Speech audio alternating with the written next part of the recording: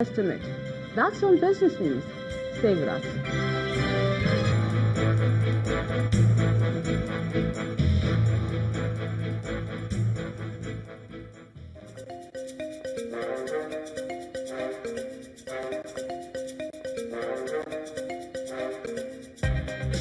Keep your white fabrics glowing whiter, your home sparkling and free from germs with Hypo. Make a dazzling impression every time and let your whites speak for you. My wife. Any other wife is a counterfeit. Endorsed by the Nigerian Medical Association, now available in Lime Breeze.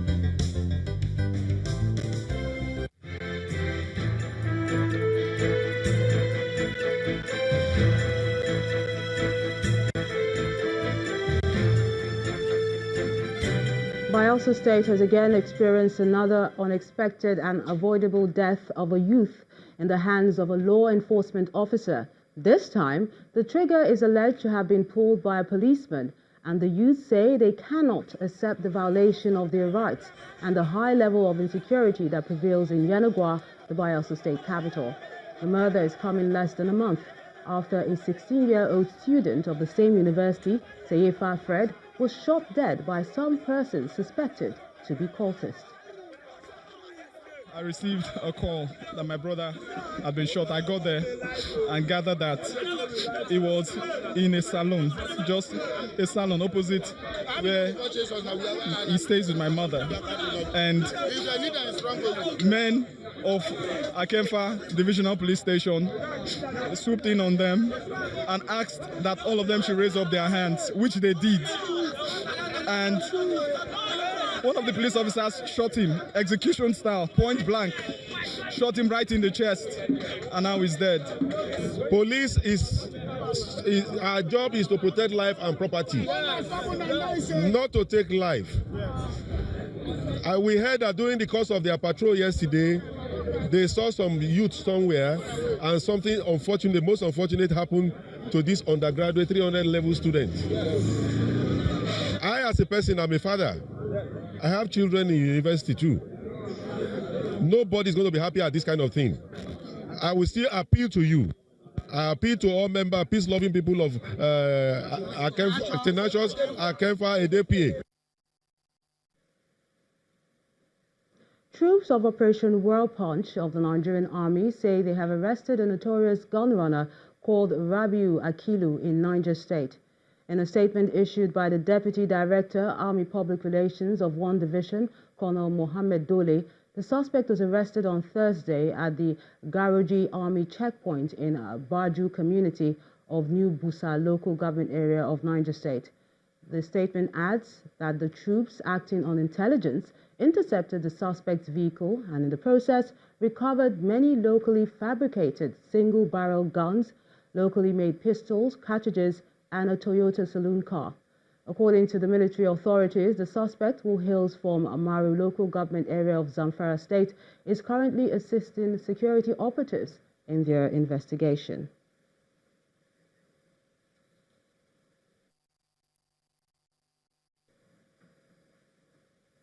Patient safety, which is the absence of harm to the patient during the process of health care, cannot be achieved if all the stakeholders do not work with one another. And this statement was made by the Director of Patient Safety in Africa, Dr. Sonny Isemede, while he was a guest on Health Matters on Channels Television. He clarified that those involved in patient care include all health workers, the government, and patients themselves. Anytime there's a declaration of strike by Johesu or NMA or any health workers, it is a death sentence to many people. Just yesterday, we're looking at statistics from Cross River State, how sensitive these are. Anytime there's a strike, you just have like 100, deaths. Women, that's women and children going. So what I was talking about is this: we have a club of workers, of doctors, brilliant, excellent doctors, nurses, midwives. We have so many, but we're not scoring we didn't score the Millennium Development Goals because we don't have a team. Because they're critical issues that need to be resolved. There should be viewpoint diversity at the highest level.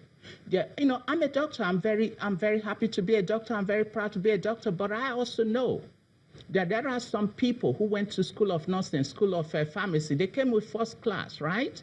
They came with a master's and they came with PhD. We asked them, we challenged them to come up. And what did they do? They rose to the challenge. A typical example is the former DG of NAFDAC, Professor Nkem Akili. Okay, what stops these people from taking up positions? In Kano State, some petty traders are being empowered with 20,000 naira each as the state government continues its empowerment program targeting 1 million youth across the state. Our correspondent Idris Jibrin reports that Governor Abdullahi Ganduje has asked the beneficiaries to ensure they make good use of the funds. Huge celebrations at the Sani Abacha Indoor Stadium in Kano State as traders picked from all the 44 local government areas of the state get set to receive some money from the Ganduje administration under the State Youth Empowerment Program.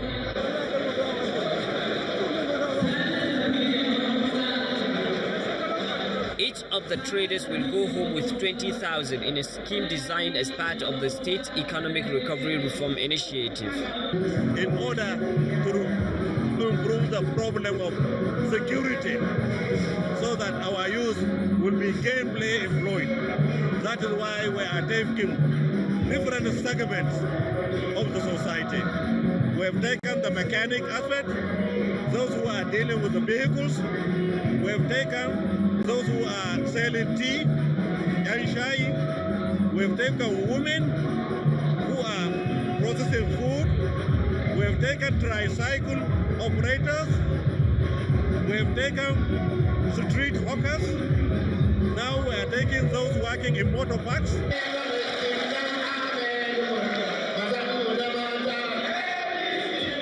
Two ministries are collaborating to make this a reality for the youth. The aim is to reach as many traders as possible until a target of 1 million people is achieved, hopefully before elections are held next year. What we realize is that most of those petty traders in the markets, their capital is no more than some 5,000, some 3,000, some 10,000 naira. And we felt that there is need for them to feel the impact of government. We want to ensure that we assist them so that they can continue with their trading activity. The idea behind the mass empowerment championed by the Ministries of Information, Youth and Culture and that of local government is to reduce poverty and crime and boost economic security across the commercial city of Kano. Idris Jibrin, Channels Television News. The Indian government says it's ready to move diplomatic relations with Nigeria to the next level for the growth of both countries. The Indian High Commissioner to Nigeria made this known at a cultural evening in Abuja to celebrate 60 years of diplomatic relations between the two countries. Our correspondent, Kayla Megwa, has the rest of the story.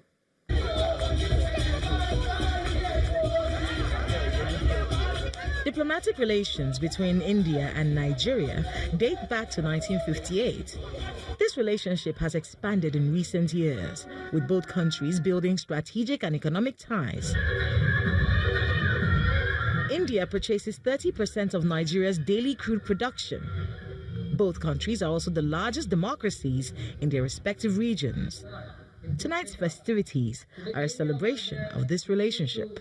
Both the countries have existing relations, various areas, especially in education, culture, defense, trade, infrastructure, capacity building, health care, socio-cultural relations.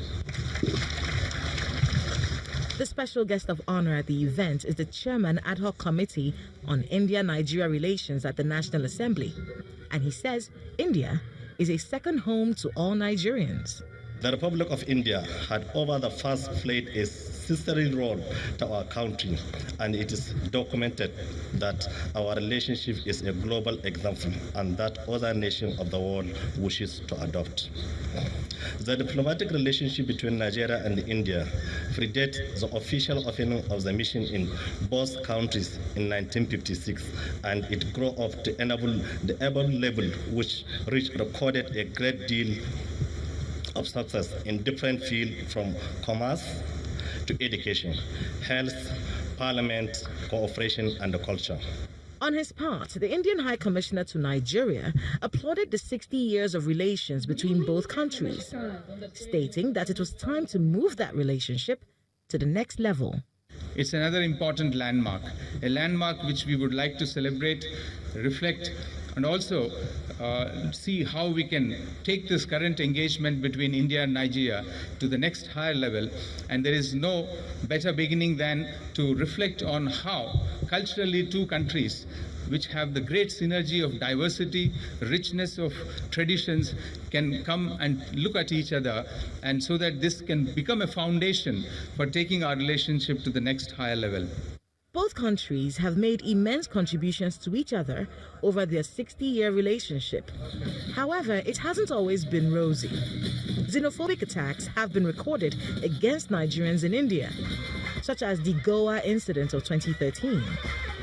Despite this, a rich traditional exchange exists between both countries, and it is hoped that this continues to grow. Kayla Megwa, Channels Television News. The CBN has released the third quarter report, and Imana will be giving us the numbers on business news.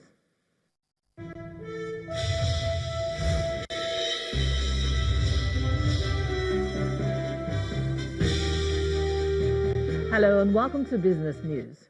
A new report released by the Central Bank of Nigeria shows that the federal government's total revenue in the third quarter of the year declined by 24.0% against the proportionate budget estimate. The economic report shows that the 2.524 trillion naira total revenue was dented by a shortfall in both oil and non-oil revenue. The federal government's estimated retained revenue was 950.61 billion naira, while total expenditure was at 1.050 trillion naira, showing an estimated deficit of 100.33 billion naira. The CBN report also reveals a net foreign exchange outflow